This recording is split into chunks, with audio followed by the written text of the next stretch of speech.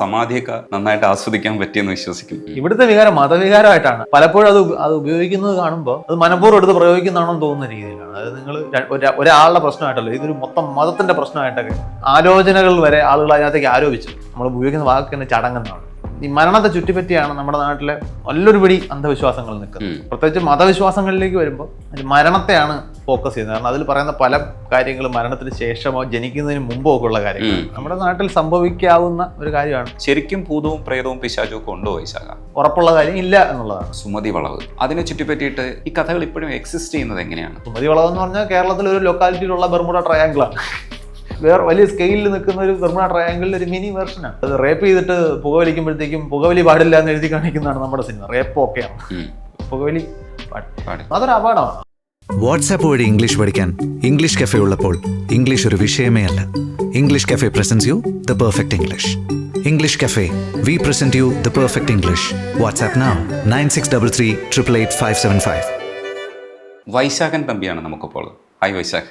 നമസ്കാരം. ഇപ്പൊ MG കോളേജിലാണ് പഠിപ്പിക്കുന്നത്. അതെ അതെ. തിരുവനന്തപുരത്ത് തന്നെ താമസിക്കുന്നതുകൊണ്ട് സമാധിയൊക്കെ നന്നായിട്ട് ആസ്വദിക്കാൻ പറ്റിയെന്ന് വിശ്വസിക്കുന്നു. തിരുവനന്തപുരത്താണെന്നുള്ള ആരും ശ്രദ്ധിക്കുന്നില്ല. കേരളത്തിൽ എവിടെയോ നടക്കുന്നുണ്ട്, അത്രേ ഉള്ളൂ. മരണാനന്തര ജീവിതത്തെക്കുറിച്ചുള്ള ആൾക്കാരുടെ കുറേ സങ്കല്പങ്ങൾ ആണ് ഇതിൻ്റെയൊക്കെ പിന്നിലുണ്ടെന്നാണ് ഞാൻ വിശ്വസിക്കുന്നത്. നമ്മൾ തമാശയ്ക്ക് പറയുമെങ്കിലും അത് അവർക്ക് ആചാരപരമായി വലിയ കാര്യമാണ്. അപ്പം അതിനെ പല രീതിയിൽ പല ആൾക്കാരത് ഉപയോഗിക്കേണ്ട രീതിയിൽ ഉപയോഗിക്കുകയും ചെയ്യും. പക്ഷെ ആക്ച്വലി ഈ സമാധിയുടെ സംഭവത്തിൽ വൈശാഖന്റെ ഒബ്സർവേഷൻ എന്തൊക്കെയാണ്? ഒന്ന്, ഞാൻ ആ വാർത്തയിൽ കിട്ടുന്ന ഒരു സെൻസേഷൻ കാരണം ഞാൻ അതിനെ ഒരുപാട് സീരിയസ് ആയിട്ട് എടുത്തിട്ടില്ല. നമ്മുടെ നാട്ടിൽ സംഭവിക്കാവുന്ന ഒരു കാര്യമാണ്. അതിപ്പോൾ ഒരു കൃത്യസമയത്ത് അത് വാർത്തയിലേക്ക് വന്നു.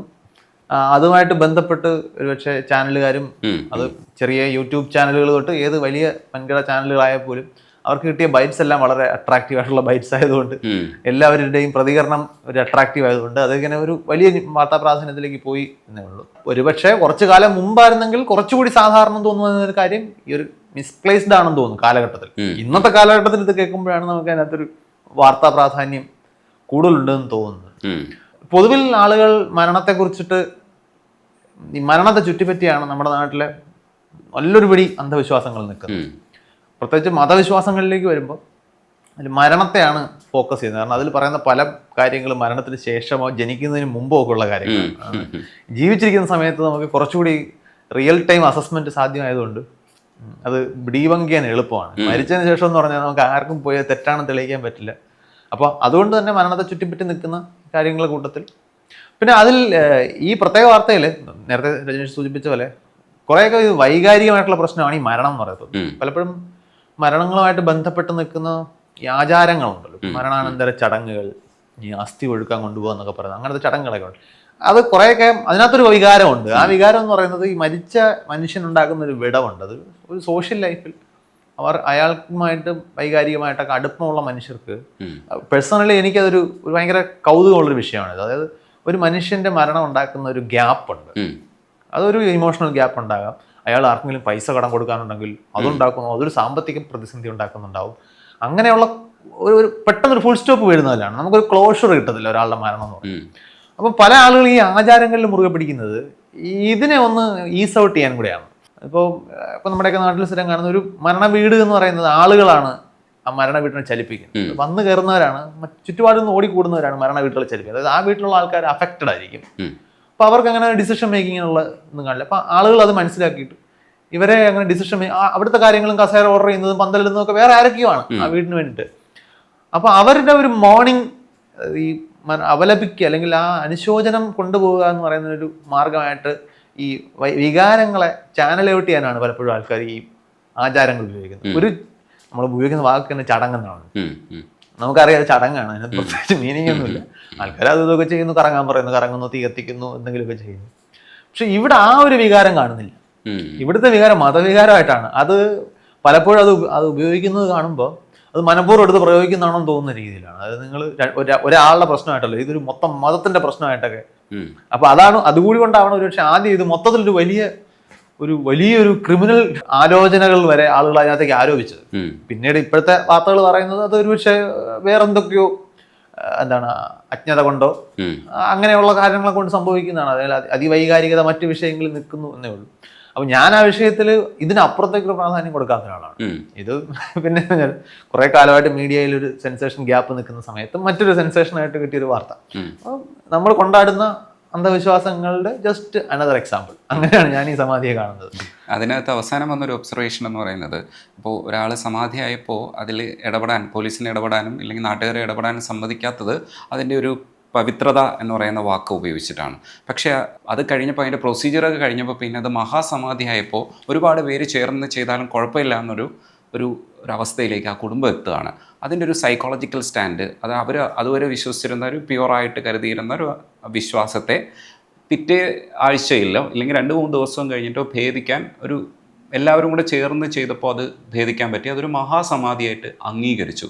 അതിൻ്റെ ഒരു വൈരുദ്ധ്യം വൈശാഖൻ ശ്രദ്ധിച്ചിട്ടുണ്ടായിരുന്നു. പൊതുവിൽ ഇങ്ങനെയുള്ള വിശ്വാസങ്ങളുടെ കാര്യത്തിൽ ഞാനങ്ങനെ വൈരുദ്ധ്യം ഒന്നും കാണാത്ത ആളാണ്. കാരണം വിശ്വാസം എന്ന് പറയുന്നത് തന്നെ അതിനകത്ത് ലോജിക്കില്ല. വൈരുദ്ധ്യം എന്ന് പറയുന്ന വാക്ക് നിൽക്കുന്നത് തന്നെ ലോജിക്കിൻ്റെ അടിസ്ഥാനത്തിലാണ്. ലോജിക്ക് വെച്ച് ആലോചിക്കുമ്പോഴാണ് നമുക്ക് വൈരുദ്ധ്യവും പൊരുത്തമൊക്കെ തോന്നുന്നത്. വിശ്വാസം അടിസ്ഥാനപരമായിട്ട് വൈരുദ്ധ്യം ലോജിക്കില്ലാത്തൊരു സംഗതിയാണ്. അപ്പോൾ അത് ഭയങ്കര ഫ്ലൂയിഡാണ്. നിങ്ങൾക്കൊരു കാര്യത്തിന് വേണ്ടി വാദിക്കാനോ ഒരു കാര്യത്തിനെതിരെ വാദിക്കാനോ പ്രത്യേകിച്ച് ബേസ് ആർഗ്യുമെൻറ്റുകളൊന്നും ആവശ്യമില്ല. എന്തെങ്കിലും ഒരു തെളിവിൻ്റെ ഒന്നും ആവശ്യമില്ല എന്നുണ്ടെങ്കിൽ നിങ്ങൾക്ക് എവിടെ വെച്ച് വേണമെങ്കിലും വാദം നിങ്ങൾക്ക് ഇഷ്ടമുള്ള രീതിയിൽ തിരിക്കാം. ഒരു കോട്ടുണ്ട്, ഡോണ്ട് റീസൺ വിത്ത് അൺറീസൺ.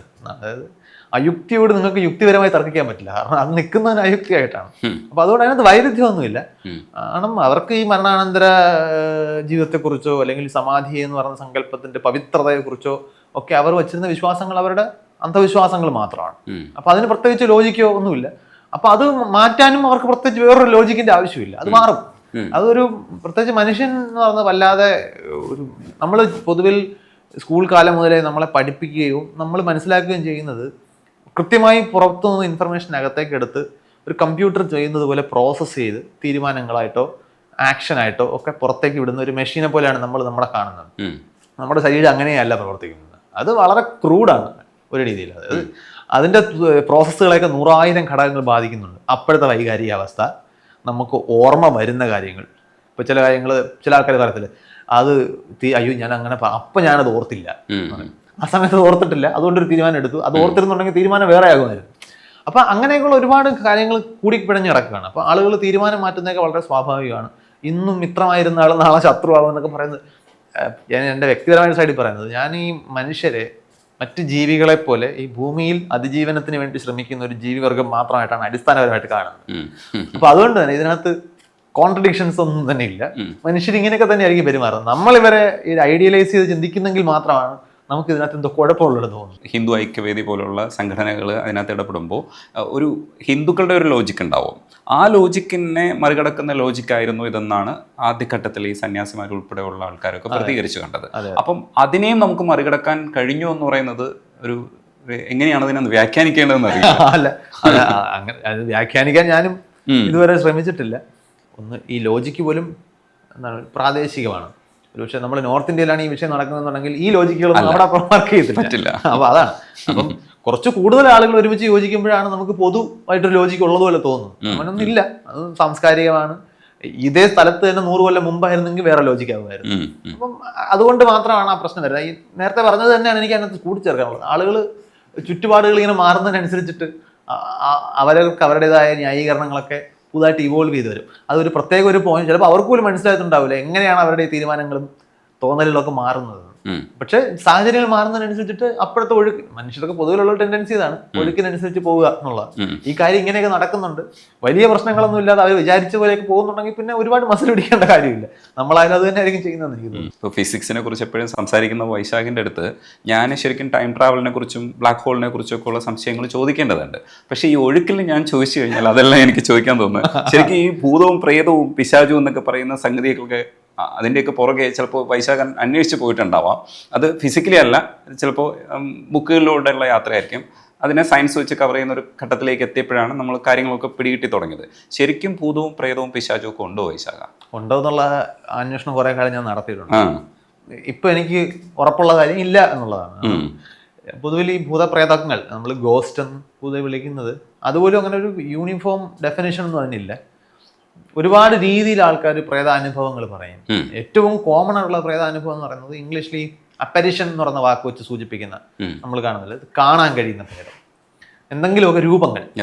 അത് ചിലപ്പോൾ ഒരു റിയൽ ആളായിരിക്കാം, ചിലപ്പോൾ മരിച്ചുപോയ ആളായിരിക്കാം, അല്ലെങ്കിൽ ഇവിടെ ഇല്ലാത്ത ഒരാളിനെ നമ്മൾ ഇവിടെ കാണുന്നു, അത് അയാളുടെ പ്രേതമാണ് എന്ന് പറയാം. പിന്നെ അതിൽ തന്നെ വ്യത്യാസം വരുന്നത്, ഇപ്പം തല മാത്രം നമ്മൾ കണ്ടു, അല്ലെങ്കിൽ കാലില്ലാതെ നീങ്ങുന്നതായിട്ട് കണ്ടു, വെള്ള വസ്ത്രം തിരിച്ച്, ഇതൊക്കെ നമ്മുടെ സിനിമാക്കാരൊക്കെ ഉണ്ടാക്കിയെടുത്ത ചില സ്റ്റീരിയോ ടൈപ്പുകളാണ്.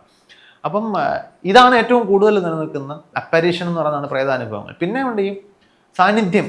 നമ്മളിപ്പം ടിപ്പിക്കൽ എക്സാമ്പിൾ പക്ഷേ ദേവദൂതൻ സിനിമയായിരിക്കും.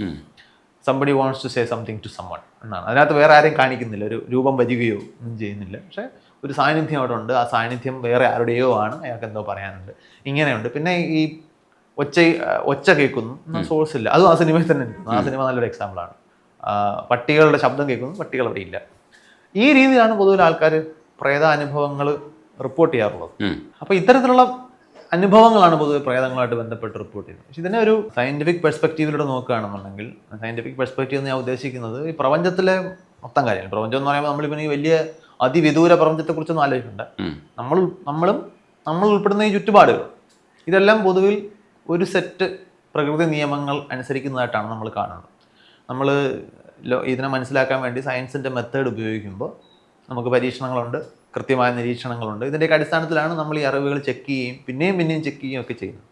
അപ്പോൾ ഈ ഇത്രയും കാലം പല പല പല മേഖലകളിലായിട്ട് പല മനുഷ്യർ പല കാലഘട്ടങ്ങളിൽ നടത്തിയ നിരീക്ഷണങ്ങളിലോ പരീക്ഷണങ്ങളിലോ ഒന്നും തന്നെ ഈ പ്രകൃതി നിയമങ്ങൾ വയലേറ്റ് ചെയ്യുന്നതായിട്ട് നമ്മൾ കണ്ടിട്ടേ ഇല്ല. അത് നിയമം എന്ന് വിളിക്കുന്നത് മനുഷ്യൻ്റെ ഭാഷയുടെ പരിമിതിയും കൂടെയാണ്. ആരെങ്കിലും ഒരു നിയമം സെറ്റ് ചെയ്ത് കൊടുത്തിട്ട് പ്രകൃതി അതങ്ങ് അനുസരിക്കുന്നതല്ല. പ്രകൃതിയിലെ ക്രമങ്ങളാണ്, റെഗുലാരിറ്റീസ് ആണ് നമ്മൾ നിയമങ്ങൾ എന്ന് ഉദ്ദേശിച്ചത്. അപ്പോൾ ഈ പ്രേതങ്ങളിലേക്ക് വരുമ്പോൾ ഈ പ്രേതങ്ങൾക്ക് ആരോപിക്കപ്പെടുന്ന ഗുണങ്ങളെല്ലാം തന്നെ ഈ പ്രകൃതി നിയമങ്ങൾക്ക് വിരുദ്ധമായിട്ടുള്ള കാര്യങ്ങളാണ്. ഉദാഹരണത്തിന്, നിങ്ങൾക്ക് ശബ്ദം ഉണ്ടാവണമെന്നുണ്ടെങ്കിൽ ഫിസിക്കലായിട്ടൊരു സംഗതി വൈബ്രേറ്റ് ചെയ്യണം.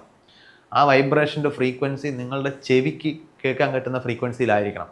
ഫിസിക്കലായിട്ട് സംഗതി വൈബ്രേറ്റ് ചെയ്തുകൊണ്ട് മാത്രം നിങ്ങൾ കേൾക്കണം എന്നില്ല. കാരണം ഇവിടെ ഒരുപാട് സാധനങ്ങൾ വൈബ്രേറ്റ് ചെയ്യുന്നുണ്ട്, പല ശബ്ദവും നമുക്ക് കേൾക്കാൻ പറ്റത്തില്ല. ചിലപ്പോൾ ഒരു പട്ടി കേൾക്കുന്നുണ്ടാവും, പട്ടിയെ വിളിക്കാൻ വേണ്ടി ഉപയോഗിക്കുന്ന ഗാൾട്ടൺ വിസിലുണ്ട്, മനുഷ്യന് കേൾക്കാൻ പറ്റില്ല, പട്ടിക്ക് നല്ല ഒച്ചത്തിൽ അത് കേൾക്കാൻ പറ്റും. അപ്പം മനുഷ്യൻ്റെ ചെവിക്ക് കേൾക്കാൻ പറ്റുന്ന ഓഡിയോ ഫ്രീക്വൻസി 20 ഹെർട്സ് മുതൽ 20,000 ഹെർട്സ് എന്ന് പറയുന്ന ഒരു ഫ്രീക്വൻസി റേഞ്ചിൽ വരുന്ന ഫ്രീക്വൻസി എന്തെങ്കിലും ഒരു സംഗതി വൈബ്രേറ്റ് ചെയ്ത് ഉണ്ടാക്കിയാൽ മാത്രമേ ആ ശബ്ദം നിങ്ങൾക്ക് കേൾക്കാൻ പറ്റൂ. അപ്പോൾ നിങ്ങൾക്ക് ഇല്ലാത്ത പട്ടിയുടെ ശബ്ദം കേൾക്കാൻ പറ്റത്തില്ല. അപ്പോൾ പിന്നെ ഈ പറഞ്ഞ പോലെ ഫിസിക്കൽ ഒബ്സ്റ്റക്കിൾസ് ഒന്നും തടസ്സമല്ലാത്ത പ്രേതങ്ങൾ, മുറി അടച്ചിട്ടിരുന്നാലും പ്രേതത്തിന് പ്രശ്നമല്ല. പ്രേതം ചുവരിലൂടെ കയറി, ഈ ചുവരിലൂടെ കയറി വരുന്നതിനാൽ ചുവര് എന്ന് പറയുന്ന സോളിഡുമായിട്ട് പ്രേതം എന്ന് പറയുന്ന ഈ സാധനത്തിന്റെ ശരീരത്തിന് ഇന്ററാക്ട് ചെയ്യേണ്ടതില്ല എന്നാണ് എൻ്റെ അർത്ഥം. ഫിസിക്കലി അതിന്റെ മീനിങ് അതാണ്. അത് ഇന്ററാക്ട് ചെയ്യാൻ കയറിപ്പോയി. ആ പ്രേതത്തിനൊരു കത്തി എടുത്ത് നിങ്ങളെ കുത്താൻ പറ്റില്ല. കാരണം ചുവരുമായിട്ട് അത് ഇന്ററാക്ട് ചെയ്യാൻ പറ്റില്ലെങ്കിൽ കത്തിയായിട്ട് അത് ഇന്ററാക്ട് ചെയ്യാൻ പറ്റത്തില്ല. കത്തിയായിട്ട് ഇന്ററാക്ട് ചെയ്യാതെ അതിന് കത്തിയെടുക്കാൻ പറ്റില്ല. ഞാനിത് കുറച്ച് എക്സാമ്പിൾസ് മാത്രം പറഞ്ഞാണ്. ഇങ്ങനെയുള്ള പ്രേതങ്ങളുടെ മുകളിൽ ആരോപിക്കുന്ന ഗുണങ്ങളൊക്കെ പ്രകൃതി നിയമങ്ങൾക്ക് ഘടകവിരുദ്ധമായിട്ടുള്ളതാണ്. അപ്പൊ അതുകൊണ്ട് തന്നെ നമുക്ക് ലോകത്തെ മനസ്സിലാക്കിയ നമ്മുടെ അറിവിന്റെ അടിസ്ഥാനത്തിൽ ഈ പറയപ്പെടുന്ന പ്രേതങ്ങൾ അസാധ്യമാണ്. പിന്നെ പ്രേത അനുഭവങ്ങൾ ഉണ്ടാവാം. പ്രേത അനുഭവങ്ങൾ ഉണ്ടാകുന്ന ഞാൻ തൊട്ട് മുമ്പത്തെ ചോദ്യത്തിന് ഒരു ഉത്തരമായിട്ട് സൂചിപ്പിച്ചൊരു കാര്യമാണ്. നമ്മളൊരു പെർഫെക്റ്റ് പുറത്ത് നടക്കുന്ന കാര്യങ്ങൾ അതേപടി അകത്തേക്ക് എടുത്ത് പ്രോസസ്സ് ചെയ്ത് അതിനനുസരിച്ച് കറക്റ്റായിട്ട് ഔട്ട്പുട്ട് ഉണ്ടാക്കുന്ന ഒരു മെഷീനല്ല. നമുക്ക് ഒരുപാട് ഇന്ദ്രിയങ്ങളുണ്ട്. ആ ഇന്ദ്രിയങ്ങൾ ചില സെൻസസ് അകത്തേക്ക് സിഗ്നൽസ് ബ്രെയിനിലേക്ക് വിടും. ബ്രെയിൻ ഇതിനെ അതേപടി പോലും അല്ല കാണുന്നത്. ഓർമ്മ, വികാരം ഇതുമായിട്ടെല്ലാം കൂട്ടിക്കുഴച്ച് ഒരു മിക്സ് ഉണ്ടാക്കിയിട്ടാണ് ഈ സംഗതി എന്താണ് എന്ന് മനസ്സിലാക്കിയെടുക്കുന്നത്. പുറത്തുനിന്ന് പോകുന്ന സിഗ്നൽ എന്ന് പറഞ്ഞാൽ എന്നെ ഒരാൾ തൊട്ട് കഴിഞ്ഞാൽ ഇവിടുത്തെ ടാക്ടൈൽ സെൻസേഷൻ എന്നാണ് ബയോളജിയിൽ അതിനെ വിളിക്കുന്നത്. അത് എൻ്റെ ന്യൂറോൺസിലൂടെ ബ്രെയിനിലെത്തുന്നുണ്ട്. ഞാൻ ഒരാളെ കാണുമ്പോൾ, ഒരു വസ്തുവിനെ കാണുമ്പോൾ അവിടെ നിന്ന് വരുന്ന പ്രകാശം എൻ്റെ കണ്ണിൽ വീണ് കണ്ണിൽ റെറ്റിനയിലുള്ള കോൺ സെൽസും റോഡ് സെൽസും അതിനനുസരിച്ചിട്ട് സ്റ്റിമുലേറ്റഡ് ആയി അത് ഇലക്ട്രിക്കൽ സിഗ്നൽ ഉണ്ടാക്കി അത് നെർവിൽ കൂടെ ബ്രെയിനിൽ ചെന്ന് അതും പിന്നെ ചെവിയിൽ നിന്ന് വരുന്ന സിഗ്നൽ ഇതെല്ലാം കൂടെ ബ്രെയിൻ ഒന്ന് മിക്സ് ചെയ്തിട്ട് അത് അതേപടിയല്ല എടുക്കുന്നത്. അതിൻ്റെ കൂടെ നേരത്തെ വെച്ച് വെച്ചിരിക്കുന്ന ഓർമ്മ, ഇപ്പോഴത്തെ ഇമോഷണൽ സ്റ്റേറ്റ് ഇതെല്ലാം കൂടെ ചേർത്ത് വെള്ളം അടിച്ചിട്ടാണ് ഇരിക്കുന്നുണ്ടെങ്കിൽ ഇതെല്ലാം പിന്നെയും മാറും. ഇതിനെല്ലാം അനുസരിച്ചിട്ടൊരു ഇൻഫർമേഷനാണ് ഉണ്ടാക്കുന്നത്. അപ്പോൾ ഇത് പലപ്പോഴും ആളുകൾക്ക് ഇറാഷണൽ തോന്നുന്ന അനുഭവങ്ങൾ ഉണ്ടാക്കും. ഇപ്പോൾ ഞാൻ ഈ പറഞ്ഞതുപോലെ ഇപ്പോൾ ഈ ഇൻഫ്രാറെഡ് സൗണ്ടുകൾ എന്ന് പറഞ്ഞാൽ ഫ്രീക്വൻസി കുറഞ്ഞ സൗണ്ട്, കേൾക്കാൻ കഴിയുന്നതിനേക്കാളും ഫ്രീക്വൻസി കുറഞ്ഞ സൗണ്ടാണ്. പക്ഷേ സൗണ്ട് അപ്പോഴും വേവ് തന്നെയാണ്. അത് ഒരു മെക്കാനിക്കൽ വൈബ്രേഷനാണ്. നമുക്ക് ചെവിക്ക് ശബ്ദമായിട്ട് കേട്ടില്ലെങ്കിലും നല്ല പവർ ക്യാരി ചെയ്യുന്ന ഒരുപാട് എനർജി വഹിക്കുന്ന ഒരു ഇൻഫ്രാറെഡ് സൗണ്ട് നമ്മുടെ ബോഡിയിൽ ഒരു വിറയലുണ്ടാകും. ശബ്ദമാണ്, ചെവിക്ക് ശബ്ദമായിട്ട് കേൾക്കാൻ പറ്റില്ല. ഇത് നമുക്ക് വേറെ എന്തോ സംഗതി ഇവിടെ ഉണ്ട്, എനിക്ക് ഇവിടെ എന്തോ സാന്നിധ്യം അനുഭവപ്പെടുന്നു തോന്നാം. അപ്പോൾ നമുക്കിപ്പോൾ കണ്ണടച്ച് സ്വന്തം അച്ഛനെയോ അമ്മയോ മനസ്സിൽ കാണാൻ പറഞ്ഞാൽ നമുക്ക് എല്ലാവർക്കും കാണാൻ പറ്റും. അപ്പോൾ അതിൻ്റെ അർത്ഥം കണ്ണ് വേണ്ട ബ്രെയിനിന് കാഴ്ച ഉണ്ടാക്കാൻ. നമ്മൾ രാത്രി കണ്ണടച്ച് കിടന്ന് ഉറങ്ങുമ്പോഴാണ് പല വ്യക്തമായ സ്വപ്നങ്ങൾ നമ്മൾ കാണുന്നത്. അപ്പം ബ്രെയിനിന് കാഴ്ച എന്ന് പറഞ്ഞ അനുഭവം ഉണ്ടാക്കാൻ ശരിക്കും കണ്ണിൽ നിന്നും കാഴ്ചയുടെ സിഗ്നൽ വേണമെന്നില്ല. കണ്ണ് തുറന്നിരുന്നാൽ നമ്മൾ കാണണമെന്നില്ല. കാരണം അറ്റൻഷൻ അവിടെ നിന്ന് ഡിസ്കണക്ട് ചെയ്തിട്ടേക്ക് വേണമെന്നുണ്ടെങ്കിൽ ചില ആൾക്കാർ ഇങ്ങനെ എന്താണ് മനോരാജ്യത്തിലായിരിക്കും ഫ്രണ്ടിൽ കൂടെ നടന്നു പോകുന്നതൊന്നും കാണില്ല. കാരണം കണ്ണ് തുറന്നിരിപ്പുണ്ട്, സിഗ്നൽ ബ്രെയിൻ ഇഗ്നോർ ചെയ്യാണ്. അപ്പോൾ ഇതെല്ലാം എക്സാമ്പിൾസ് മാത്രമാണ്. ഇതുപോലെ നമുക്ക് അനുഭവങ്ങൾ ഉണ്ടാകാനുള്ള സാധ്യതയുണ്ട്. പിന്നെ സൈക്കോളജിക്കൽ ആയിട്ടുള്ള റീസൺസ്, ന്യൂറോളജിക്കൽ ആയിട്ടുള്ള റീസൺസ്, അതായത് ഇല്ലാത്ത സിഗ്നൽ ബ്രെയിനിലേക്ക് പോവാം. ന്യൂറോണൽ ഇഷ്യൂസ് എന്തെങ്കിലും ഉണ്ടെങ്കിൽ, ഇപ്പം ഫാൻറ്റം ലിംബ് സിൻഡ്രം എന്ന് പറയുന്ന, ഇപ്പോൾ കാല് എന്തെങ്കിലുമൊക്കെ മെഡിക്കൽ ഇഷ്യൂസോ എന്തെങ്കിലും കാരണം കൈ മുറിച്ച് കളഞ്ഞ ആളിൻ്റെ കൈയുടെ തുമ്പിൽ ചൊറിച്ചിൽ അനുഭവപ്പെടാം. അത് ബ്രെയിൻ പെർസീവ് ചെയ്യാണ് ഇവിടെ ചൊറിയുന്നത്, പക്ഷെ കൈയില്ല, എവിടെ ചൊറിയും. അതൊക്കെ വലിയ പ്രശ്നങ്ങളാണ്. അപ്പം ഇതെല്ലാം സംഭവിക്കാം. അപ്പോൾ ഇതുകൊണ്ട് പ്രേത അനുഭവങ്ങൾ ആളുകൾ റിപ്പോർട്ട് ചെയ്യുക. എല്ലാവരും കള്ളം പറയണതാവണമെന്നില്ല. പക്ഷെ അവർക്കുള്ള അനുഭവം നമുക്കറിയാം, അത് അവർക്കുണ്ടായ അനുഭവം മാത്രമാണ്. റിയാലിറ്റിയിൽ അങ്ങനെ ഒരു സംഗതി അവിടെ ഇല്ലായിരുന്നു. അത് ഈ ചുറ്റുപാടുകളിൽ നിന്ന് അവർക്ക് കിട്ടിയ സിഗ്നലിനെ അവർ ദുർവ്യാഖ്യാനം ചെയ്യുന്നതാണ്. ദുർവ്യാഖ്യാനം എന്ന് പറയുമ്പോഴത്തേക്ക് ഒരു ബോധപൂർവ്വം ഒരു ദുഷ്ടലാക്കോടുകൂടി വ്യാഖ്യാനിക്കുന്ന അർത്ഥത്തിലല്ല, വ്യാഖ്യാനം തെറ്റിപ്പോകുന്നതാണ്. മിസ്ഇൻറ്റർപ്രിട്ടേഷൻ ഓഫ് സിഗ്നൽസ്. അപ്പോൾ അതുകൊണ്ട് പ്രേതങ്ങളെ കുറിച്ച് ചോദിച്ചാൽ എനിക്ക് 100% ഉറപ്പോടെ പറയാൻ പറ്റും, ഈ പറയുന്ന രീതിയിലുള്ള പ്രേതങ്ങൾക്ക് നമുക്കറിയാവുന്ന പ്രപഞ്ചത്തിൽ നിൽക്കാൻ പറ്റില്ല. വൈശാഖനും എനിക്കും അറിയാവുന്നുള്ളൊരു സ്ഥലമാണ് ഇവിടുത്തെ സുമതി വളവ്, പരുതന്നൂർ പോകുന്ന ഭാഗത്തുള്ള. അതിനെ ചുറ്റിപ്പറ്റിയിട്ട് അതേപോലുള്ള ഒരുപാട് സ്ഥലങ്ങൾ കേരളത്തിലുണ്ട്. അത് ഒത്തിരി കാലമായിട്ടുള്ള കഥകളാണ്. പക്ഷേ ഈ കഥകളെയൊക്കെ നമ്മൾ പൊളിക്കാൻ ശ്രമിക്കുമ്പോഴും ഈ കഥകൾ ഇപ്പോഴും എക്സിസ്റ്റ് ചെയ്യുന്നത് എങ്ങനെയാണ്? മനുഷ്യൻ ഇറാഷണൽ ആണ് ബേസിക്കലി, അതുകൊണ്ടാണ് നിൽക്കുന്നത്. അതായത് നമ്മൾ അന്ധവിശ്വാസങ്ങൾ എടുത്തു കഴിഞ്ഞാൽ അന്ധവിശ്വാസങ്ങളുടെ ഒരു കോർ റൂട്ട് എന്ന് പറയുന്നത് അനിശ്ചിതത്വത്തോടുള്ള ആളുകളുടെ പേടിയാണ്. അതായത് നമുക്കെപ്പോഴും ഒരു അടുത്തെന്താണ് സംഭവിക്കാൻ പോകുന്നത് എന്നറിയാമെങ്കിൽ അത് നമുക്ക് തരുന്നൊരു കംഫർട്ടാണ്. അറിയില്ല, അത് മാത്രമല്ല അടുത്ത് സംഭവിക്കാൻ പോകുന്നത് വളരെ സീരിയസ് ആയിട്ടുള്ള കോൺസിക്വൻസ് ഉണ്ടാക്കാൻ പോകുന്ന കാര്യമാണ്. ഇപ്പം ഞാനിപ്പോൾ ബസ് സ്റ്റോപ്പിൽ നിൽക്കുകയാണ്, ഇതുവഴി പോകുന്ന അടുത്ത വരാൻ പോകുന്ന ബസ് ഏതാണെന്ന് എനിക്കറിയില്ല, അല്ലെങ്കിൽ ഇതുവഴി പോകാൻ പോകുന്ന കാറിൻ്റെ നിറം ഏതാണെന്ന് എനിക്കറിയില്ല. അത് ഏത് തന്നെയാലും എന്നെ അത് കാര്യമായിട്ട് ബാധിക്കാനൊന്നും പോകുന്നില്ല എന്നുള്ളതുകൊണ്ട് ആ അനിശ്ചിതത്വത്തിൽ എനിക്ക് ഓക്കെയാണ്. പക്ഷെ ഞാനൊരു ഇൻ്റർവ്യൂ അറ്റൻഡ് ചെയ്യാൻ പോവാണ്. ഞാൻ കുറേ നാളായിട്ട് ജോലി ഇല്ലാതെ അലയുന്ന ഒരാളാണ്. ഈ ഇൻ്റർവ്യൂവിന് എനിക്ക് ജോലി കിട്ടുമോ ഇല്ലയോ എന്നുള്ളത് സീരിയസ് കോൺസിക്വൻസ് ആണ് എനിക്ക്. അപ്പോൾ സ്വാഭാവികമായിട്ടും എനിക്ക് അറിയുകയില്ല കിട്ടുമോ ഇല്ലയെന്ന്. ആ അനിശ്ചിതത്വം എനിക്ക് ഉണ്ടാക്കുന്ന ഒരു ഡിസ്കംഫർട്ട് ഉണ്ട്. അതാണ് നമുക്ക് പൊതുവെ ഇൻ്റർവ്യൂവിന് പോകുമ്പോൾ നമുക്ക് ടിപ്പിക്കലി തോന്നുന്നൊരു ടെൻഷൻ, ആങ്സൈറ്റി എന്ന് പറയുന്നത്. ഇപ്പോൾ സ്റ്റേജിൽ കയറുമ്പോൾ ഞാനൊരു എന്തെങ്കിലും ഒരു കലാപ്രകടനത്തിന് വേണ്ടിയിട്ട് സ്റ്റേജിൽ കയറുകയാണ് ഒരാൾ. അപ്പോൾ ഫ്രണ്ടിൽ 10-100 പേര് ഇരിക്കുകയാണ്. അപ്പോൾ അതൊരു സോഷ്യൽ എംബാരസിങ് സിറ്റുവേഷനാണ്. എനിക്ക് എന്തെങ്കിലും തെറ്റ് പറ്റി കഴിഞ്ഞാലോ ആളുകൾ എന്നെ നോക്കി ചിരിക്കൂ, അതൊരു കോൺസിക്വൻസ്, സീരിയസ് കോൺസിക്വൻസ് ആണ്. അത് ഇമോഷണൽ ആണെങ്കിൽ പോലും സീരിയസ് കോൺസിക്വൻസ് ആണ്.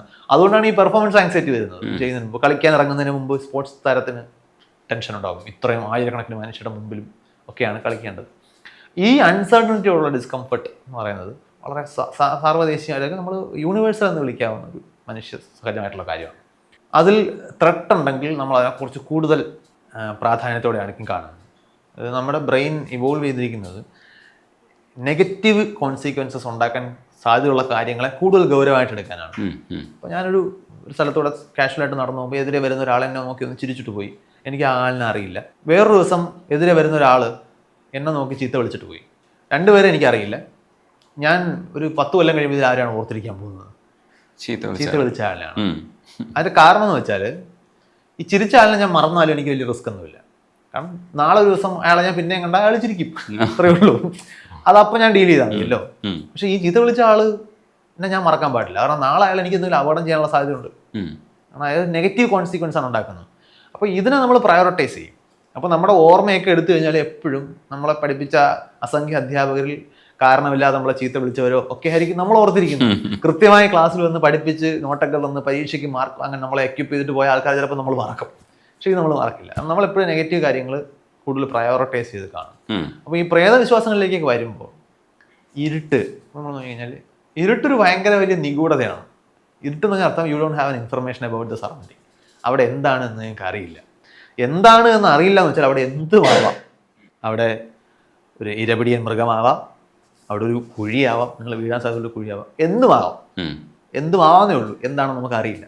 ഇതൊരു എന്താണെന്ന് അറിയുന്നതിനേക്കാൾ പ്രശ്നമാണ്. അവിടെ ഒരു കുഴി ഉണ്ടെന്നോ അവിടെ ഒരു പേപ്പട്ടി നിൽക്കുന്നുണ്ട് എന്നോ അറിയുന്നതിനേക്കാൾ ഡിസ്കംഫർട്ടാണ് ശരിക്കും അവിടെ എന്താണെന്ന് അറിയില്ല എന്നുള്ളത്. കാരണം അത് എന്തുമാവാം. അപ്പം നമ്മൾ നാച്ചുറലി നമ്മുടെ ടെൻഡൻസി അതിനെ പേടിക്കുക എന്നുള്ളതാണ്. അല്ലെങ്കിൽ അവിടെ എന്തെങ്കിലും നെഗറ്റീവ് കാര്യം ഉണ്ട് എന്ന് കരുതി ഒന്ന് കെയർഫുൾ ആകുന്നത് നല്ലതാണ്. അവിടെ ഒന്നും ഇല്ലെങ്കിലും റിസ്ക് ഒന്നുമില്ല. പക്ഷെ വളരെ കോൺഫിഡൻറ്റോട് പോവുകയും അവിടെ എന്തെങ്കിലും അവിടെ ഉണ്ടായിരിക്കുകയും ചെയ്താൽ അത് നമ്മുടെ അതിജീവനത്തെ ബാധിക്കാൻ പോകുന്നൊരു പ്രശ്നമാണ്. ഉം. അപ്പോൾ നമ്മുടെ ബ്രെയിനിലെ ഹാർഡ് വയർ തോട്ടാണ് ഇതുപോലെ നിഗൂഢമായിട്ടുള്ള കാര്യങ്ങളുണ്ടെങ്കിൽ അതിനെ പേടിക്കുക. ഫസ്റ്റ് ഹാൻഡ് ഇതിപ്പോൾ അവിടെ ഒരു അങ്ങനെ ഒരു സംഗതി ഉണ്ടാവാൻ സാധ്യതയില്ല എന്നതിൻ്റെ നാച്ചുറൽ ലോസ് നിങ്ങൾക്ക് അറിയാമെങ്കിൽ അത് തന്നെ നിങ്ങൾക്ക് അത്രയും കൺവിൻസിങ് ആണെങ്കിൽ മാത്രമേ ഉള്ളൂ.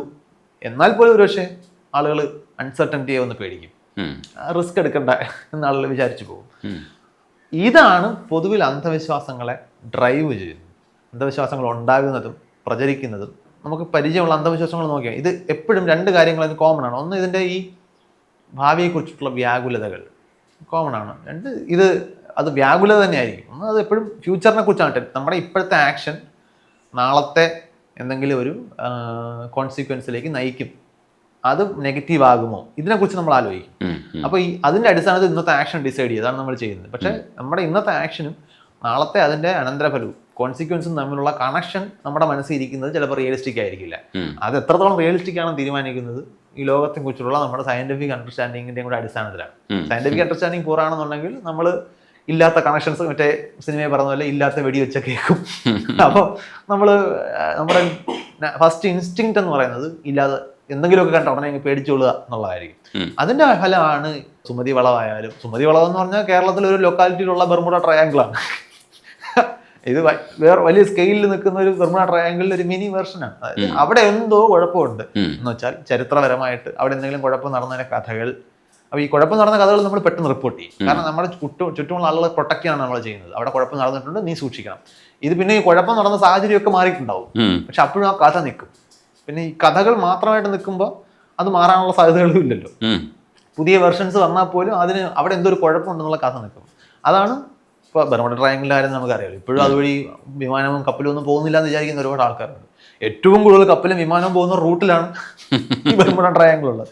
അതുപോലെ ഈ സുമതകളിൽ കൂടെ ദിവസം ലക്ഷക്കണക്കിന് ആയിരക്കണക്കിന് വണ്ടികൾ സഞ്ചരിക്കുന്നുണ്ട്. ഇവർക്കൊക്കെ എന്തെങ്കിലും സംഭവിക്കുന്നുണ്ടോ? അവിടുത്തെ ലോക്കൽ ആളുകളോട് ചോദിച്ചു കഴിഞ്ഞാൽ അവർ ഇതിനകത്ത് തൃപ്തരല്ല. കാരണം അവരുടെ ആ പ്രദേശത്തെ കുറിച്ച് ഇങ്ങനെ ഒരു മോശം കഥ ഉണ്ടായി നിൽക്കുന്നില്ല, അവര് ശരിക്കും അതൃപ്തരാണ്. അവർ വേറൊരു പ്രദേശത്തെ കഥയിൽ സന്തോഷം കണ്ടെത്തുന്നുണ്ടാവും. നമ്മുടെ നാട്ടിൽ നമുക്കറിയാം ഇത് ഇത്രയേ ഉള്ളൂ, ഇവിടെ നമ്മൾ സ്ഥിരം നിൽക്കുന്നതാണ്, രാത്രി നമ്മളവിടെ നിൽക്കുന്നതാണ്. അത് കേരള യൂണിവേഴ്സിറ്റിയുടെ കാര്യവട്ടം ക്യാമ്പസിൽ ഒരു ഹൈമാവതി കുളമുണ്ട് ഇതുപോലെ. അത് ഇതുപോലെ ആ കുളം പുറത്തു പറയാൻ പറ്റാത്ത പല കാര്യങ്ങൾക്കും ഉപയോഗിക്കേണ്ട ആളുകൾ അതിന് ചുറ്റും ഒരു കഥ ബിൽഡ് ചെയ്തെടുത്തതാണ്. അത് പിന്നീട് എനിക്ക് ഞാൻ കോളേജ് ക്യാമ്പസിൽ പഠിക്കുന്ന സമയത്ത് കേരളത്തിലെ പ്രമുഖ ചാനൽ അതിനെപ്പറ്റി സീരീസ് തന്നെ ചെയ്തിട്ടുണ്ട്, വിശ്വസിച്ചാലും ഇല്ലെങ്കിലും. അപ്പം അത് എനിക്ക് തോന്നുന്നു ഇനി അതങ്ങനെ കുറയാനൊന്നും പോകുന്നില്ല, അത് നിലനിൽക്കും. അതേപോലത്തെയാണ് അന്വേഷണത്തിൻ്റെ ഭാഗമാണ് ഈ പാരാസൈക്കോളജി എന്ന് പറയുന്ന ഒരു കുറേ കഥകളുണ്ട്. അപ്പം അതിൻ്റെ അന്വേഷകർ അല്ലെങ്കിൽ അതിൻ്റെ ഗവേഷകർ എന്നൊക്കെ പറയുമ്പോൾ അതിനകത്ത് കൊടുക്കുന്ന ഒരു ഗവേഷണ വിഷയം പോലെ തന്നെയാണ് നമ്മൾ, അതും ഗവേഷണമാണല്ലോ. അപ്പം ഈ വിഷയങ്ങളെയൊക്കെ നമ്മൾ മറ്റു വിഷയങ്ങളെ പോലെ സയൻസിൻ്റെ ചില ഏരിയാസിലെ നമ്മുടെ ഗവേഷണം പോലെ അതേ തോതിൽ കാണാനാണ് ശ്രമിക്കുന്നത്. അതിനകത്തൊരു അന്വേഷണത്തിനൊക്കെ അതേ മെത്തഡോളജിയൊക്കെ ഉണ്ടാവുമായിരിക്കും. പക്ഷെ അതെങ്ങനെയാണ് ഈ പാരാസൈക്കോളജിയെ കുറിച്ചുള്ള കഥയിൽ, ഇപ്പോൾ കാര്യവട്ടം ക്യാമ്പസ് പറയുമ്പോഴത്തേക്ക് പാരാസൈക്കോളജിയെ കുറിച്ചുള്ള കുറേ കഥകൾ അതിനകത്ത് ചുറ്റിപ്പറ്റി നിൽക്കുന്നുണ്ട്. അതിനെ എങ്ങനെയായിരുന്നു കണ്ടിരുന്നേ? പാരാസൈക്കോളജിയെ പൊതുവിൽ സ്യൂഡോ സയൻസ് ആയിട്ടാണ് നമ്മൾ പരിഗണിക്കുന്നത്. അതായത് സയൻസിൻ്റെ പോലുള്ള വേഷമൊക്കെ ധരിച്ച് പ്രത്യക്ഷപ്പെട്ടാലും അടിസ്ഥാനപരമായി അത് ഉപയോഗിക്കുന്നത് സയൻസിൻ്റെ മെത്തേഡല്ല. പാരാസൈക്കോളജിയായിട്ട് ബന്ധപ്പെട്ട് കുറേയേറെ പ്രതിഭാസങ്ങൾ, ഇപ്പോൾ പ്രീ കോഗ്നിഷൻ, നടക്കാൻ പോകുന്ന കാര്യങ്ങൾ മുൻകൂട്ടി കാണാൻ കഴിയുന്നത്, ടെലിപ്പതി, പരസ്പരം മറ്റ് ഫിസിക്കൽ മാധ്യമങ്ങളൊന്നും തന്നെ ഇല്ലാതെ അങ്ങോട്ടും ഇങ്ങോട്ടും കമ്മ്യൂണിക്കേറ്റ് ചെയ്യാൻ കഴിയും എന്നുള്ളതും, പിന്നെ ശരീരത്തിന് ചുറ്റും നിൽക്കുന്ന എനർജി വെച്ചിട്ട് ആ മെഷർ, ഇങ്ങനെ സയൻറ്റിഫിക് അല്ലാത്തത് കൊണ്ട് തന്നെ ഇതിൽ തന്നെ പരസ്പരം യോജിക്കാത്ത കാര്യങ്ങൾ പറയുന്ന ആൾക്കാരുണ്ട്. അവരെല്ലാം പറയുന്നത് അതാണ് ശരിക്കുള്ള പാരാസൈക്കോളജി എന്നായിരിക്കും. ഇതൊന്നും ഈ പറഞ്ഞതുപോലെ പ്രീ കോഗ്നിഷൻ ഒന്നും നമുക്ക് ഒരു രീതിയിലും തെളിയിക്കപ്പെട്ടിട്ടുള്ള കാര്യങ്ങളല്ല. പിന്നെ സീനോഗ്ലോസി എന്ന് പറയുന്നിട്ടൊരു പ്രതിഭാസമുണ്ട്. പേര് പറയുമ്പോൾ ആൾക്ക് പെട്ടെന്ന് മനസ്സിലായില്ലെങ്കിലും നാഗവല്ലി എഫക്റ്റ്. നിങ്ങൾക്കറിയാത്ത ഭാഷ ഒരു ദിവസം സംസാരിക്കാൻ തുടങ്ങും. നടക്കാത്ത കാര്യം. ഇത് പറയാറുണ്ട്, ഇത് ഒരുപാട് റിപ്പോർട്ട് ചെയ്യാറുണ്ട്. പക്ഷെ അത് ഇതുവരെ ഡോക്യുമെന്റ് ചെയ്തിട്ടില്ല. നിങ്ങൾ പഠിക്കാത്തൊരു ഭാഷ നിങ്ങൾക്ക് സംസാരിക്കാൻ പറ്റില്ല. നിങ്ങൾ അങ്ങനെ സംസാരിക്കുന്നത് ജിബ്ബറിഷ് ആയിരിക്കും, അങ്ങനത്തെ ഭാഷ കാണില്ല. വേറെ ആർക്കും മനസ്സിലാവാത്ത കാര്യങ്ങൾ പലപ്പോഴും നമ്മുടെ നാട്ടിലൊക്കെ ഈ ഒരു ക്രിസ്തീയ മതവിഭാഗം അവർ ദൈവം ആവാഹിക്കുമ്പോൾ ഒരു വല്ലാത്ത ശബ്ദം ഉണ്ടാക്കിയിട്ട് ദൈവമായിട്ട് സംസാരിക്കുന്ന മട്ടിൽ എന്തൊക്കെയോ വിളിച്ചു പറയും. ശബ്ദമില്ല, ഗിംബറിഷാണ് അവർ സംസാരിക്കുന്നത്. അപ്പോൾ അവരതൊരു ഭാഷയായിട്ട് ചിലപ്പോൾ അവതരിപ്പിച്ചേക്കും. അത് വേറെ ആർക്കും മനസ്സിലാവുന്നില്ല, മനസ്സിലാവേണ്ട ആവശ്യമില്ലാത്തതുകൊണ്ട് അത് പാസ്സായി പോകുന്നതാണ്. അങ്ങനെ സാധ്യമല്ല. അപ്പം ഇങ്ങനത്തെ പ്രതിഭാസങ്ങളുമായിട്ട് ഒരുപാട് ഇങ്ങനെ ഇത് കേൾക്കുമ്പോൾ ഉണ്ടാകുന്ന ഒരു കൗതുകത്തിന്റെ പുറത്ത് അല്ലെങ്കിൽ ഇത്തരം കഴിവുകൾ ഉണ്ടായിരുന്നെങ്കിൽ കൊള്ളാമെന്ന വിഷ്ഫുൾ തിങ്കിങ് ഉണ്ടായിരുന്നെങ്കിൽ കൊള്ളാമായിരുന്നു. കാരണം ഞാൻ ഒരു കോളേജ് വിദ്യാർത്ഥിയായിരിക്കുന്ന സമയത്ത് ഇതൊക്കെ ശരിക്കും സയന്റിഫിക് ആണെന്ന് വിചാരിച്ചിരുന്ന ഒരാളാണ്. ഞാൻ ഇതൊക്കെ ഡെവലപ്പ് ചെയ്യാൻ ശ്രമിച്ചിട്ടുണ്ട്. ഞാൻ ഈ കുറേ പുസ്തകങ്ങളൊക്കെ വായിച്ച് ഈ കഴിവുകളൊക്കെ ഉണ്ടാക്കാൻ ഹിപ്നോട്ടിസം എന്ന് പറയുന്നത് സൈക്കാട്രിസ്റ്റുകൾ ഉപയോഗിക്കുന്ന വേറൊരു ടെക്നിക്കാണ്. അതിന് നമ്മൾ സിനിമയൊക്കെ എഴുതി മറ്റേ കഴിഞ്ഞ ജന്മത്തിലെ കാര്യങ്ങളൊക്കെ നമ്മൾ ഹിപ്നോട്ടിസ്റ്റിലൂടെ വായിച്ചെടുക്കളയും. ഇതൊക്കെ ശരിക്കും നടക്കുമെന്ന്, ആത്മാവിനെ ശരീരത്തിൽ നിന്ന് വേർപെടുത്താൻ കഴിയുമെന്നൊക്കെ കരുതി ഞാൻ ഇത് കുറെ ശ്രമിച്ചിട്ടുണ്ട്. അറ്റ് എ സ്റ്റേജ് ഞാൻ വിചാരിച്ചിട്ടുണ്ട് നടക്കുന്നുണ്ടെന്ന്. ഇതൊരു തോന്നലാണ്, യോജിക്കുന്നത്. നമുക്കറിയില്ല, നമുക്ക് out of the body experience ഒക്കെ ഉണ്ടാവും. ഇതാണ് ഞാൻ പറഞ്ഞത്. ഞാൻ ഇതെല്ലാം ട്രൈ ചെയ്ത് നോക്കിയിട്ടാണ് മനസ്സിലാക്കിയത് നടക്കുന്നത്. നമ്മൾ ഭയങ്കര ഗളിബിളാണ്. പെട്ടെന്ന് നമ്മളെ ഫൂൾ ചെയ്യിക്കാൻ പറ്റും. ആളുകൾക്ക് നമുക്ക് തന്നെ നമ്മളെ ഫൂൾ ചെയ്യാൻ പറ്റും. നമുക്ക് തോന്നും നമ്മൾ ആ ശരീരത്തിന് വെളിയിൽ നിൽക്കുകയാണ്. അങ്ങനെയൊന്നും നടക്കില്ല. ചുറ്റുമുള്ള പ്രകൃതി നിയമങ്ങളെ മനസ്സിലാക്കാൻ ശ്രമിക്കുമ്പോൾ നമ്മൾ സ്കൂളിൽ പഠിക്കുമ്പോഴായാലും ഒക്കെ നമ്മളിത് ആ ഒരു പർട്ടിക്കുലർ സിറ്റുവേഷന് വേണ്ടിയിട്ട് പഠിക്കുന്ന ഓരോ നിയമങ്ങളായിട്ട് പഠിച്ചാൽ അത് നമുക്ക് പ്രയോഗിക്കാൻ പറ്റില്ല. ഇത് ഈ മൊത്തം പ്രപഞ്ചത്തെ നമ്മുടെ മൊത്തം ചുറ്റുപാടുകൾ, നമ്മൾ കൂടി ഉൾപ്പെടുന്ന ഈ ചുറ്റുപാടുകളെ മനസ്സിലാക്കുന്നുള്ളൊരു ഫ്രെയിം വർക്കായിട്ട് സയൻസിനെ കണ്ടാൽ ഈ നിയമങ്ങളെല്ലാം പരസ്പരം കണക്റ്റഡ് ആണ്. ഒന്ന് വയലേറ്റ് ചെയ്തുകൊണ്ട് മറ്റത് ശരിയാക്കാൻ പറ്റത്തില്ല. ആ ഒരു തിരിച്ചറിവിലേക്ക് വന്നതോടുകൂടിയാണ് എനിക്ക് പെട്ടെന്ന് ഇങ്ങനെയുള്ള കാര്യങ്ങളൊരു ക്ലാരിറ്റി വരുന്നത്. പല സ്ഥലങ്ങളിൽ കിടക്കുന്ന വിഷയങ്ങൾ, ബയോളജി, ഫിസിക്സ്, കെമിസ്ട്രി, ഇതെല്ലാം കണക്റ്റഡ് ആണ്. ഫിസിക്സിലെ ഏതെങ്കിലും ഒരു നിയമത്തെ വയലേറ്റ് ചെയ്യുന്ന ഒന്നും ബയോളജിയിൽ ഉണ്ടാവില്ല. ഇത് മനസ്സിലാക്കാത്ത ഫിസിസിസ്റ്റുകളോ ബയോളജിസ്റ്റുകളോ ഉണ്ടെങ്കിൽ അത് പ്രശ്നമാണ്. അപ്പോൾ അവർ ഫിസിക്സിൽ അങ്ങനെ ആയിരിക്കും, പക്ഷേ ബയോളജിക്ക് അങ്ങനെ പറയാൻ പറ്റില്ല. ഇതാ സയൻസ് എന്ന് പറയുന്നത് തന്നെ നമ്മൾ ഈ ലോകത്തെ അങ്ങനെ മനസ്സിലാക്കാൻ ശ്രമിച്ചതിൻ്റെ റിസൾട്ടാണ്. പിന്നെ അത് ആഴത്തിൽ പഠിക്കേണ്ടി വരുമ്പം പഠിക്കുന്നവരുടെയും പഠിപ്പിക്കുന്നവരുടെയും സൗകര്യത്തിന് വേണ്ടി നമ്മൾ പല തലക്കെട്ടിൽ ബയോളജി, ഫിസിക്സ് എന്നൊക്കെ വിളിക്കുന്നതേ ഉള്ളൂ. ഇതൊരൊറ്റ ഫ്രെയിംവർക്കാണ്. അപ്പോൾ അതങ്ങനെ കണ്ടു കഴിഞ്ഞാൽ ഇതൊക്കെ കേൾക്കുമ്പോൾ നമുക്ക് ഒന്ന് സൈലന്റ്, എന്താണ് ഒരു മന്ദഹാസം, അതിനപ്പുറത്തേക്കൊന്നും അത് അർഹിക്കുന്നില്ല. സയന്റിഫിക് ടെമ്പറിനെ കുറിച്ച് പറയുമ്പോൾ നമ്മൾ ശാസ്ത്രം പഠിക്കുന്നുണ്ട്, പക്ഷെ അതിൻ്റെ മൂല്യബോധമുള്ള രീതിയിലാണോ അത് മനസ്സിലാക്കുന്നത്? ഇപ്പോൾ സയന്റിഫിക് ടെമ്പർ എന്ന് പറയുന്ന ഒരു സ്റ്റേറ്റിലേക്ക് എത്തുന്നുണ്ടോ എന്നുള്ളത് ഇല്ല എന്നാണ് നമുക്ക് മനസ്സിലാവുന്നത്. സയൻസ് പഠിച്ചവർക്കും റോക്കറ്റ് ഉണ്ടാക്കുന്നവർക്കും ഇതൊക്കെ ഉണ്ടാവും. ഇത്തരത്തിലുള്ള എല്ലാ തരത്തിലുള്ള ചൈൽഡിഷ് എന്ന് നമ്മൾ കരുതുന്ന വിശ്വാസങ്ങളൊക്കെ പുലർത്താൻ കഴിയും. ആ ഗണത്തിൽ ഇപ്പോൾ സിനിമയിലേക്ക് ഇത് സന്നിവേശിപ്പിക്കുമ്പോൾ ഇപ്പോൾ വളരെ ആഘോഷിക്കപ്പെടുന്ന സിനിമ പോലും, അപ്പോൾ 25 വർഷവും 30 വർഷമൊക്കെ ആഘോഷിക്കപ്പെടുന്ന സിനിമകളിൽ പോലും, ഈ മണിച്ചിത്രത്താഴ് പോലെ ഒരു സിനിമയിൽ പോലും അതൊരു സയൻറ്റിഫിക് ആയിട്ടുള്ള ഒരു വേർഷനല്ല, ഒരു കഥയാണ്. ആ കഥയെ നമ്മൾ അങ്ങനെ കാണുമ്പോൾ നമ്മളെ വിശ്വസിപ്പിക്കാനുള്ള ടൂൾസൊക്കെ ഉപയോഗിച്ച് എഴുതി എന്നുള്ളതാണ്. ചില വാക്കുകളൊക്കെ ഉപയോഗിച്ച് കഴിഞ്ഞാൽ വാക്ക് നമുക്ക് അറിഞ്ഞുകൂടെങ്കിൽ അതങ്ങനെയാണെന്ന് നമ്മൾ വിശ്വസിക്കുക. ഡോക്ടർ അങ്ങനെയാണല്ലോ പറഞ്ഞത്. അപ്പോൾ ഡോക്ടറായിട്ട് ശിഷ്യൻ. അതെ. അപ്പോൾ അത് ശരിക്കൊരു അപകടമല്ലേ? അങ്ങനെ ഒരു അത് അപകടമാണ്. കാരണം ഞാനിത് പണ്ട് സോഷ്യൽ മീഡിയയിൽ എഴുതിയതിന്റെ പേരിൽ ഒരുപാട് ചീത്ത കേട്ടിട്ടുള്ളതാണ്. ഞാൻ മണിച്ചിത്രത്താഴ് എന്ന സിനിമയുടെ ആരാധകനാണ്. എന്നെ സംബന്ധിച്ചിടത്തോളം ഭയങ്കര തറളി എന്റർടൈനിങ് ആയിട്ടുള്ള മൂവിയാണ്. ഞാനത് ഇപ്പോഴും വേണമെങ്കിൽ ഫ്രഷ് ആയിട്ട് കാണുന്നവർ ഞാൻ ഇതിന് ആസ്വദിക്കും. പക്ഷെ അതിന് സയന്റിഫിക് സിനിമയാണെന്ന് വിളിക്കരുത്. അത് ഫാന്റസിയാണ്. ആ ഫാന്റസിക്ക് ഒരു ഭംഗിയുണ്ട്. മനുഷ്യന്റെ എല്ലാ ഭാവനകൾക്കുള്ള ഒരു ഭംഗി ആ ഫാന്റസിയിലുണ്ട്. അപ്പോൾ നമ്മൾ നോക്കിക്കഴിഞ്ഞാൽ ഇതൊരു കോമൺ ക്ലീഷേ ത്രെഡാണ്. നമുക്കത് ക്ലീഷേ എന്ന് പറയുമ്പോൾ നമുക്ക് നെഗറ്റീവായിട്ട് തോന്നുമെങ്കിലും നമ്മളെല്ലാം ആസ്വദിക്കുന്ന കുറേ ഇതില്ലേ, ഡൗൺഫോൾ ഓഫ് വില്ലൻ നമ്മൾ ആസ്വദിക്കും, എന്നും ആസ്വദിക്കുന്നു. എല്ലാ കാലത്തും നായകൻ ഒരു അല്പം ഇടയ്ക്കൊരു ക്ഷീണം വരണം, എന്നാലേ ഉയരാൻ പറ്റും. ഇത് നമ്മൾ ആസ്വദിക്കും. അപ്പം അതുപോലെ ഒന്നാണ് പഴയ പ്രതികാരം തീർക്കാൻ വരുന്ന ഒരാൾ. പക്ഷെ ഇത്തവണ അയാൾ മരിച്ച ആളാണ്, വേറൊരാളുടെ ശരീരത്തിൽ കയറുന്നു. നല്ല ഭാവനയാണ്, പുതുമയില്ലാത്തതാണെങ്കിൽ നല്ല രീതിയിൽ എക്സിക്യൂട്ട് ചെയ്തിട്ടുണ്ട്. അതിനോടൊപ്പം കോമഡിയും മ്യൂസിക്കും ഒക്കെ നന്നായിട്ട് ബ്ലെൻഡ് ചെയ്യുന്ന ആ രീതിയിൽ ഞാൻ ആസ്വദിക്കുന്നു. പക്ഷെ ആ സിനിമ സിമിലർ ആയിട്ടുള്ള അറ്റംപ്റ്റുകളെല്ലാം ഉണ്ടാക്കുന്ന ഒരു ഡാമേജ് എന്ന് പറയുന്നത് ഇത് സയന്റിഫിക് ആണെന്നൊരു പെർസ്പെക്റ്റീവ് ഉണ്ടാക്കാനാണ് അത് ശ്രമിച്ചിട്ടുണ്ട്. അത് പ്രത്യേകിച്ച് ഒരു മന്ത്രവാദി വിശദീകരിക്കുന്നത് പോലെ അല്ല അതിലെ നായകൻ ഈ പ്രതിഭാസത്തെ വിശദീകരിക്കുന്നത്. അദ്ദേഹം വളരെ സാങ്കേതിക വാക്കുകൾ ഉപയോഗിക്കുന്നു. സ്പ്ലിറ്റ് പേഴ്സണാലിറ്റി, ഡിസോസിയേറ്റീവ് ഐഡന്റിറ്റി, ഇങ്ങനെയുള്ള വാക്കുകൾ ഉപയോഗിക്കുന്നു. മറ്റേ ഉറക്കത്തിന്റെ ആഴം അളക്കാൻ കഴിയുന്ന എന്തൊക്കെയോ കഴിവുകൾ കിട്ടുമെന്ന്, കൂടെ നടന്ന് നിങ്ങൾ കാണാതെ സാധനങ്ങൾ എറിഞ്ഞു പൊട്ടിക്കാനുള്ള കഴിവൊക്കെ കിട്ടുമെന്ന് വളരെ ലെജിറ്റിമൈസ് ചെയ്താണ് പറയുന്നത്. അതൊരു അപകടം പിടിച്ച കാര്യമാണ്. കാരണം ഇത് ഇന്ന് മോഡേൺ സോഷ്യൽ മീഡിയയിലൊക്കെ ചർച്ച വരുമ്പോൾ ആൾക്കാർ അത് ഫാന്റസി ആണെന്ന് പ്രത്യേകിച്ച് പറയേണ്ട ആവശ്യമുണ്ടോ എന്നൊക്കെ തിരിച്ച് തർക്കിക്കുന്നവരുണ്ട്. അത് സിനിമയല്ലേ? അല്ല. കാരണം ഞാനൊക്കെ കാണുന്ന ആ ഒരു കാലം എനിക്ക് ഓർമ്മയുണ്ട്. ഞാനിത് ശരിക്കും കരുതിയത് ഇതൊക്കെയാണ് സൈക്കോളജി എന്നാണ്. ഞാൻ ആ തലമുറയിൽ നിന്ന് വരുന്ന ആളായതുകൊണ്ട് എനിക്കറിയാം ഞാൻ മാത്രമായിരിക്കില്ല അതിനകത്ത്. ഒരുപാട് പേര് അന്ന് ആ സിനിമ കാണുമ്പോൾ ഇപ്പോഴും ആ ധാരണ വെച്ചു വരുന്നവരുണ്ടാകും. അതിൽ കാണുന്നത് ഒരു റിയൽ സൈക്കോളജിക്കൽ ഫിനോമിനനാണ്. അല്ല എന്ന കാര്യം നമ്മൾ എടുത്തു പറയണം. ആ സിനിമ അങ്ങനെ ഒരു ജാമ്യം പോലും എടുക്കുന്നില്ല. എഴുതി കാണിക്കേണ്ടതാണ് ശരിക്കും. അങ്ങനൊന്നും ഇല്ല. നമ്മളിപ്പം അത് റേപ്പ് ചെയ്തിട്ട് പുകവലിക്കുമ്പോഴത്തേക്കും പുകവലി പാടില്ല എന്ന് എഴുതി കാണിക്കുന്നതാണ് നമ്മുടെ സിനിമ. റേപ്പ് ഓക്കെയാണ്, പുകവലി നമ്മൾ എഴുതി കാണിക്കുന്നതുകൊണ്ട് അങ്ങനെയാണെങ്കിൽ ഇപ്പൊ ഇത് എഴുതേണ്ടതാണ് പറഞ്ഞതുപോലെ. പക്ഷെ അത് വളരെ ലെജിറ്റിമൈസ് ചെയ്ത് പോകുന്നു. അതൊരു അപകടമാണ്. പ്രത്യേകിച്ച് നമ്മുടെ നാട്ടിൽ നമുക്കറിയാം, ഗ്രൗണ്ടിലേക്ക് ഇറങ്ങി നമുക്ക് മനസ്സിലാവുന്ന ഒരു കാര്യം, ഇന്നും ഈ നൂറ്റാണ്ടിലും മാനസികാരോഗ്യ പ്രശ്നങ്ങളെ കുറിച്ചിട്ടുള്ള ധാരണകൾ ഭയങ്കര വികലമാണ്. എന്നാൽ മാനസികാരോഗ്യ പ്രശ്നങ്ങൾ വളരെ സാധാരണമാണ്. അതൊരു മാനസികാരോഗ്യ പ്രശ്നമാണെന്ന് പോലും ആൾക്ക് തിരിച്ചറിയാൻ പറ്റാത്ത വിധം വിദ്യാഭ്യാസത്തിൻ്റെയോ അവബോധത്തിൻ്റെയോ കുറവുണ്ട്. അതിനിപ്പോഴും മന്ത്രവാദം പോലുള്ള കാര്യങ്ങളിൽ ആശ്രയിക്കുന്ന ആളുകൾ നമ്മുടെ നാട്ടിൽ ഒരുപാട് പേരുണ്ട്, ഞാൻ നേരിട്ട് കണ്ടിട്ടുണ്ട്. അപ്പം അങ്ങനെ ഒരു സമൂഹത്തിൽ മാനസികാരോഗ്യത്തെക്കുറിച്ചിട്ടുള്ള തെറ്റായ ചിന്തകൾ ഉണ്ടാക്കുന്നത് സോഷ്യലി ഡാമേജിങ് ആണ്. അപ്പം അതുകൊണ്ട് തന്നെ തീർച്ചയായിട്ടും അത് അപകടമുണ്ട്, നമ്മൾ മാറ്റാനുണ്ട്. പിന്നെ പോസിറ്റീവായിട്ടുള്ള സൈനും ഞാൻ എപ്പോഴും അങ്ങനെയുള്ള കാര്യങ്ങൾ പറയുമ്പോൾ ഞാൻ ഉദാഹരണമായിട്ട് എടുക്കുന്നത് കുമ്പളങ്ങി നൈറ്റ്സ് എന്ന് പറയുന്ന സിനിമയിലെ സൗബിൻ്റെ ക്യാരക്ടർ ഒരു തെറാപ്പിസ്റ്റിനെ കാണുന്ന ഒരു സീനുണ്ട്. അത് ഞാൻ വളരെ പേഴ്സണലി ആ സീനിൽ എനിക്ക് ഭയങ്കര സന്തോഷം തോന്നി. കാരണം വളരെ റിയലിസ്റ്റിക് ആയിട്ടുള്ള, ഈ പറഞ്ഞ പോലെ ബുൾഗാൻ വെച്ച് കണ്ണട വെച്ച ഒരു സൈക്യാട്രിസ്റ്റിന് പകരം നമ്മളെപ്പോലെ ഇരിക്കുന്ന ഒരു സാധാരണ മനുഷ്യൻ ഒരു പ്രൊഫഷണൽ എന്ന രീതിയിൽ അവിടെ ഇരിക്കുകയും ആ മനുഷ്യൻ്റെ മാനസിക പ്രശ്നങ്ങളെ ശ്രദ്ധിക്കുകയും ഒരു സാധാരണ മനുഷ്യനെ പോലെ പെരുമാറുകയും ചെയ്യുന്നത് വളരെ പോസിറ്റീവായിട്ടുള്ള കാര്യമാണ്. പിന്നീടും എനിക്ക് തോന്നുന്നു പല സിനിമകളിലും സമാനമായിട്ടുള്ള ചില ദൃശ്യങ്ങൾ കണ്ടതുകൊണ്ട് എനിക്ക് അക്കാര്യത്തിൽ ചെറിയ പ്രതീക്ഷയുണ്ട്. വാട്സാപ്പ് വഴി ഇംഗ്ലീഷ് പഠിക്കാൻ ഇംഗ്ലീഷ് കഫേ ഉള്ളപ്പോൾ ഇംഗ്ലീഷ് ഒരു വിഷയമേ അല്ല. English cafe presents you the perfect English. English cafe, we present you the perfect English. WhatsApp now 9633 888 575.